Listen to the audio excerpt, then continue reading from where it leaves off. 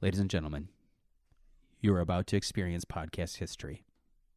Today on the 54665, we have a special bonus feature just for you. 20 business tips in 5 minutes or less. With WEDC and Wisconsin Main Street Renaissance entrepreneur development guru, Errin Welty. Ladies and gentlemen, the clock starts now. Number 1. Know your audience. Know who you're trying to sell to and where they're coming from. Join your chamber. Define your audience. My watch is beeping. It's too early. Go. Use your resources. Make sure you're taking advantage of tools that are out there. Signage matters. Track and compare. Keep track of what works and what doesn't so you're not repeating bad decisions over and over again. Formulate a business plan, or at least a pro forma, specifically in the early stages of a business. Try and keep to it for the first 6 months. See if what you originally asserted is worth sticking to, or if you have to reshape and redefine who you are. Have a story. Tell the story as often as possible. Empower your staff to tell the story. They are the strongest marketing agents that you can ever employ. Let that story be a part of their identity and experience as well. Create a network. So find other people who are doing similar stuff, whether it's in your city or nearby or in the state or in the country, and share and commiserate with them. Ask for help if you need it. There are lots of people that are available in the community, either veteran businesses or professionals that work with entrepreneurs, and everybody wants you to succeed. When you're establishing a network, take risks. It's easy to find 3 similar businesses probably within a 90-mile geographic radius, but take a stab at something that seems like it's a little daunting. Chances are you might open yourself up to a new experience, and also do a lot of marketing in a different direction that you never thought you might go. Maximize your business storefront. It's like a billboard that you're not having to pay for every month, so change it out. Make sure it's serving your purposes. And along those lines, sweep your sidewalks, shovel your sidewalks, make Wash sure your things windows. look pretty. Put some flowers out, wash your windows. It all says something about how much you care about your business. Never underestimate the power of people collecting in and around your business place. Full restaurant looks much more enticing, and there's an actual palpable energy that's associated with that. From the back of the house, I would much rather see a dining room full of people who are energetically enjoying their meal than I would see a half-empty house that's really controlled. Don't get committed to sunk cost things. So if you are so committed to one building that's perfect for your business and it doesn't work out, or the landlord's a jerk, I was going to say something stronger than that.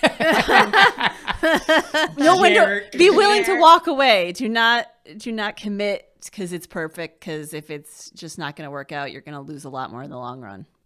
Make sure that your messaging and your font and the way that everything that you put out into the world looks is really consistent and has a consistent feel, so that the moment that somebody sees that messaging, they know that it's from your business or organization.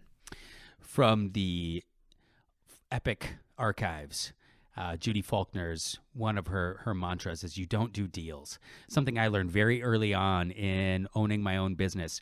Whenever you accept a deal from someone, say it's another purveyor, hey, I bought you a cooler, on the caveat that you run my product through that cooler all the time, it puts you in a compromising position as an entrepreneur. So, as a rule of thumb, be very, very wary, or don't do deals. It's a cliche, but it's true. Make the time to work on your business, not just in your business, so you're never going to move it forward. Don't be afraid to have people personal shop your business or secret shop your business. Getting feedback in meaningful ways from people who have experienced something directly with staff or with your products can be a really amazing way to move your business forward, make some changes, or keep things exactly as they are. I think along those same lines, being afraid of negative feedback is huge. But if they're not telling you, they're telling 12 of their friends. So it's much easier for you to take that back, and maybe you can change something than just have them tell everybody else in the world about something that might not have even been your fault. On that same note, don't get so tied to feedback that it starts to define how your business operates. What might not work for one customer might work for 500. So be very, very cautious when taking in feedback. If you can use it to better your product and service, great. But if it doesn't necessarily fit within the paradigm of what you're trying to accomplish, understand that and take it with a grain of salt. Take 30 minutes every day to find yourself again. Take a boxing class, hop on the treadmill, take a walk, do something for you for 30 minutes every day. Be willing to adapt. If you find out that the thing that you thought that you were going to sell isn't the top seller, but you're making something else, or your audience has changed, go with it. If you're or don't, but know when you're willing to make changes to kind of go with the market and when you'd rather be true to yourself, but make those decisions wisely. And on that note, the last piece that I live by every single day is what got you here won't get you there. What you woke up with, that idea that made you decide that you were going to go into business for yourself, as soon as that business is incorporated and the doors are open, that will not be the same defining characteristic that gets you out of bed on day 2. It's a different ballgame. So always be re-examining what you're doing, because what got you there won't get you there. What? The most effective podcast for the working people. 5, 4, 6, 6, 5. You've been listening to all things economic development, rural development, Viroqua related, with Nora Roughen-Schmidt, Errin Welty, and I, Luke Zahm. Thanks for listening. Ciao. Bye-bye. Adios.